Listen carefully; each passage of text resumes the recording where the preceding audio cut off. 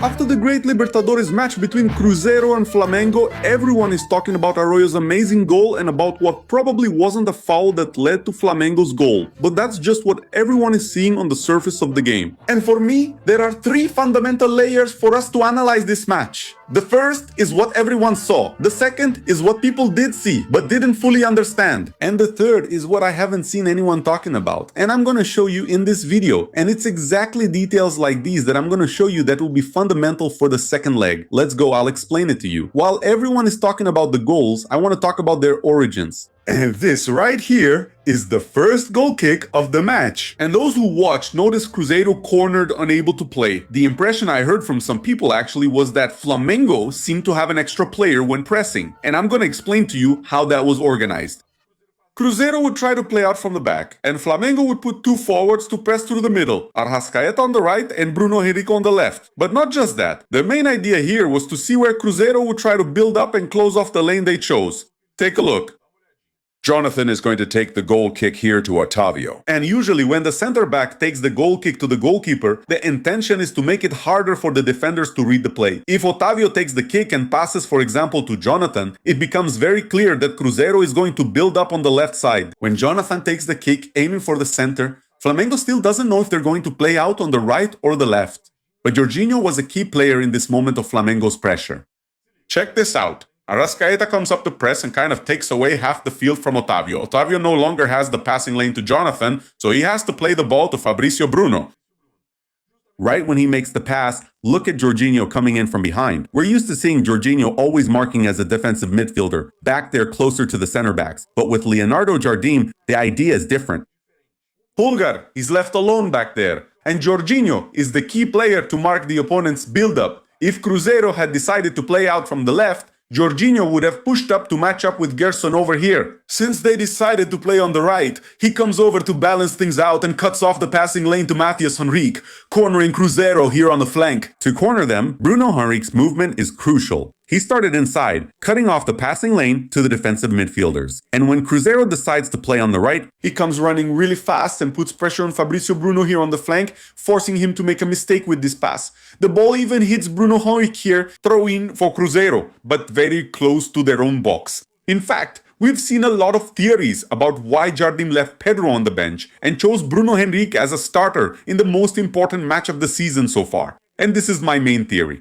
Bruno Henrique's ability to press, it's unmatched by any other Flamengo forward. And maybe with Pedro on the field, it wouldn't be possible to execute this kind of move, you know? In fact, having forwards who know how to defend is important not just in the real world, but also in our fantasy game. There's a category there called defensive contributions. And some people only look at defenders who have a high number of defensive contributions. But if you have a forward who, besides having the ability to score goals and shoot on target, can also provide marking, tackles, and interceptions. My friend, this is gold for fantasy. If you still don't know what I'm talking about, click on this video that's in the card up here, and I'll also leave it linked at the end of this video so you can follow the journey.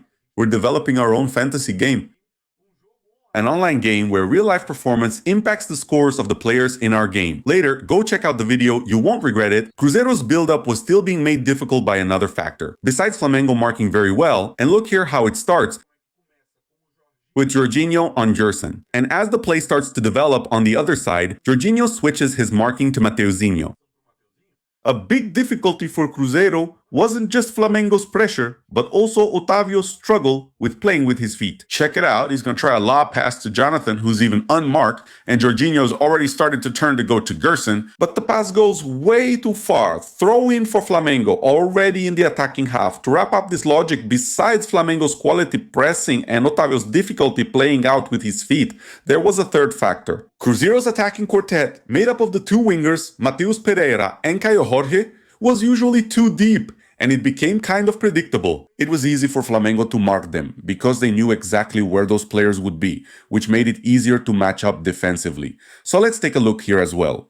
Another goal kick to be taken. Jonathan to Otavio, same movement as always. Jorginho splitting his attention between Mateuzinho and Gerson, and from the moment Otavio sees that he doesn't have a clear way out on the left, because Arrascaeta once again closed off the passing lane, the ball goes to Fabricio Bruno. Bruno Henrique is the one who has to step up, the most intense player, and maybe without Bruno this wouldn't be possible. Look at Samuel Lino coming from behind, closing the passing lane to William, and what's left for Fabricio Bruno is to look for a long pass. See how Jorginho has already shifted across to Mateuzinho, long ball, and look at Cruzeiro's attacking quartet, everyone very close together, very predictable. Flamengo's marking gets closer, and naturally they'll have an advantage, not just in height, but also because of the movement. They're seeing the play from the front, while Cruzeiro's players have to adjust. Many times Mateus Pereira here, for example, has his back turned. The ball is cleared by Pulgar. Cruzeiro even manages to win the loose ball. Rojas puts it up for grabs once again. Leo Pereira clears it, and Flamengo recovers possession here. And this, to me, is the goal of football, while everyone else is on the debate shows. The traditional ones talking about Arroyo's amazing goal, whether there was a foul or not in the play that led to Paqueta's goal. I think we can go deeper and really try to understand the coach's ideas. So when we talk about the surface, we're talking about the plays that will be in the highlights. But there's also another aspect. The Cruzeiro fan looked and was bothered by their build-up from the back, and the Flamengo fan was optimistic about the high press. They can't really explain it well, but they know there's something important about this situation. And that's where the Libertadores has given us an amazing camera angle that helps reveal the coach's plans. Take a look at this. And when we see the ball, we don't want to keep all four men stuck in the middle. Make it simpler for them. More movement here in the green so we can get more people dropping back along with Sol Caio. But it is what it is, brother. It's going to be Baxi Burao. Yes, but that's when we're in the scene. Let's go.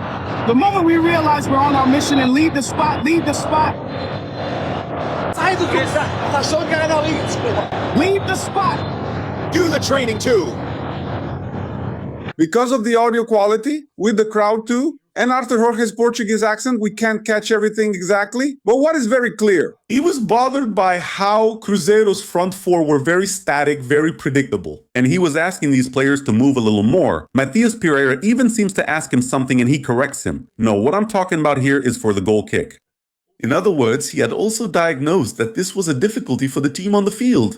And then when we realized that the game wasn't working before, there's this hydration break with this comment and that look from Arthur Jorge to Wesley, and we start to see what happens after the hydration break. The game changes completely. And that's what I'm talking about. Before watching this video, the fans during the broadcast even saw Arthur Jorge talking, but they didn't really understand. But those who have been subscribed here for a while knew there would be a post-game for us to unravel what the Portuguese coach said. And it's right after this hydration break that Cruzeiro's build-up from the back started to work. And where does it lead to? To Arroyo's amazing goal. This is the goal kick right after the hydration break. And the approach here is already going to be a little different. Look, now Cruzeiro will try to play out from the other side, but the approach is the same, right? Bruno Henrique is the one who divides the field, prevents the pass from going to Fabrizio Bruno, and forces Cruzeiro to play on the left. And then Jorginho will stay with Gerson, and Plata here will be marking Rojas off screen. Ball to Jonathan Jesus, who is very good at playing out from the back. Arrascaeta holds his position. Look at Jorginho covering behind Arrascaeta as he tracks Gerson. He even leaves Mateuzinho free. Further up, there we see Plata. And this here was Flamengo's pressing trio. Plata and Samuelino were usually on the flanks, and Jorginho alternating between the defensive midfielders. But the most interesting part comes a little further ahead. Let's take a look. Jonathan goes for this long ball and look at Wesley. The very one Arthur Jorge glanced at, asking him to move. He drops back and draws Emerson Royal in.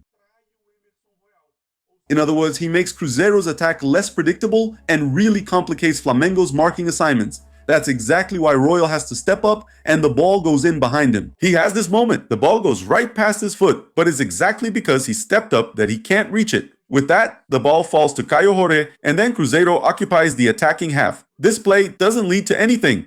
Okay? William passes to Arroyo. He slips here, the ball is contested and doesn't amount to anything. Flamengo even recovers it right after. But that was already a spark showing how Cruzeiro could gain ground and especially overcome Flamengo's pressure, because then, playing without pressure, you can move the ball around, be a bit calmer, and manage to create really valuable plays. The second half starts, the team switched sides, but Cruzeiro's reading of the game was much sharper. Arthur Jorge probably also mentioned some interesting details during halftime, but that's something we can't catch, right? Unfortunately, we don't have those cameras yet, or maybe fortunately for the coach's strategies. But look how interesting this is. Cruzeiro's about to take the goal kick, and Gerson drops back, kind of mapping out the game, and he glances over here and sees that Plata is positioned very deep, and that maybe already raises a red flag for him. Especially because Emerson Royal, who had pushed forward, is still up there. So there could be an opportunity. What happens next? Otavio is organizing the goal kick and Wesley once again is going to provide mobility. He knows that Plata should be marking up here and he's going to drop deep. Let's see how far Plata goes with me. If he comes with me, great, it leaves space for Rojas. If he doesn't come with me, I'll be free behind him since Emerson Royal is still up there. Garrison notices this, even does a little neck movement here again. Notices and gives instructions. Flamengo's disorganized side is the right side, so let's build out from there. And here, theoretically, there was even a new marking matchup, right? Plata would take on Emerson Royal's role, and Royal for a few moments would take on Plata's role. So Plata marks Wesley and Royal marks Rojas.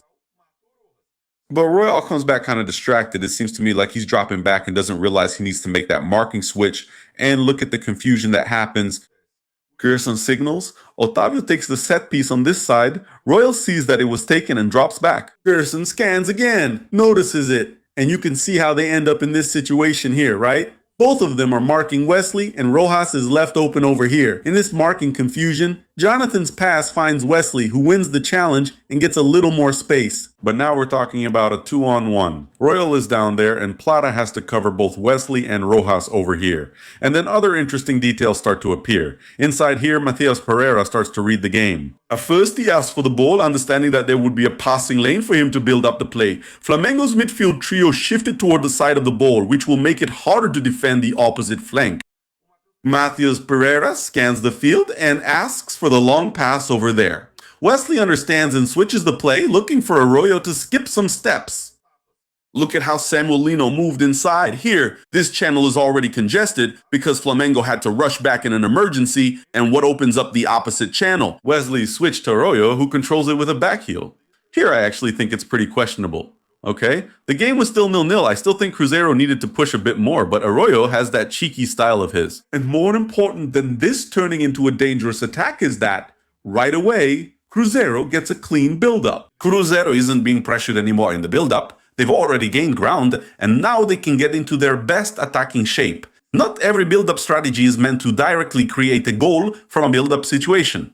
The idea many times is to break the opponent's pressure, push them back, and be able to breathe. Now I can play a bit more calmly, move the ball around until I find the perfect situation. And that's exactly what's going to happen for Arroyo to score and make it 1-0. Now Cruzeiro has space to build up. Fabricio Bruno tries to play down one side, but the play doesn't develop, so they'll switch and try the other side. And here Flamengo's pressure is much more measured. Gerson does a great job blocking, spins away from his marker, passes to Jonathan. Jonathan will try to build up here on the left, and Cruzeiro is being patient to circulate the ball until we can see what's starting to happen on the opposite side. Cruzeiro, both under Jardim and Arthur Jorge, usually use the wingers playing inside. And look here, Arroyo and Wesley are playing inside, practically as second strikers. And when Arroyo moves from the outside to the inside, Samuel Lino also comes inside to mark. And if he comes inside, the one left free on the outside is William, where Matias Pereira will try to build the play. The ball goes to William, and someone has to cover. Someone has to come and put pressure on William. If Lino isn't going to do that since he's following Arroyo, then it's Ayrton Lucas who will step up. And if Ayrton Lucas steps up, it creates a domino effect. If he leaves his position, the space will probably be behind him. And that's where Arroyo will try to attack behind Ayrton Lucas. There's another interesting detail. As soon as the ball gets to William, look at how Leo Pereira seems to try to set up an offside trap. He takes a step back here, trying to catch Arroyo offside. But behind him, both Leo Ortiz and Emerson Royal keep Arroyo completely onside.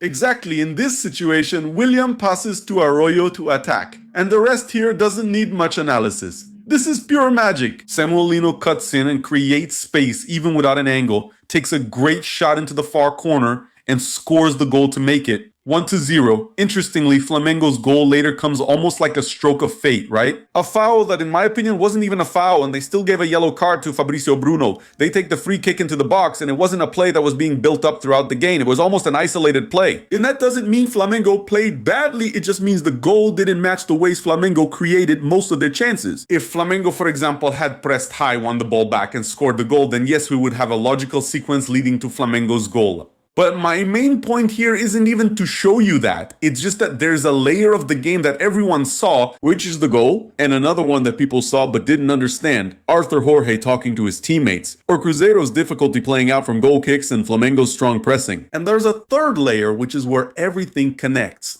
but also to show that this will be extremely important for the second leg. If it was 1-0 at Mineirão, for sure at Maracanã, Flamengo will try to repeat the strategy of pressing high, and it's likely that Bruno Henrique will be a starter once again, but this time trying to fix those spaces that Cruzeiro ended up giving away.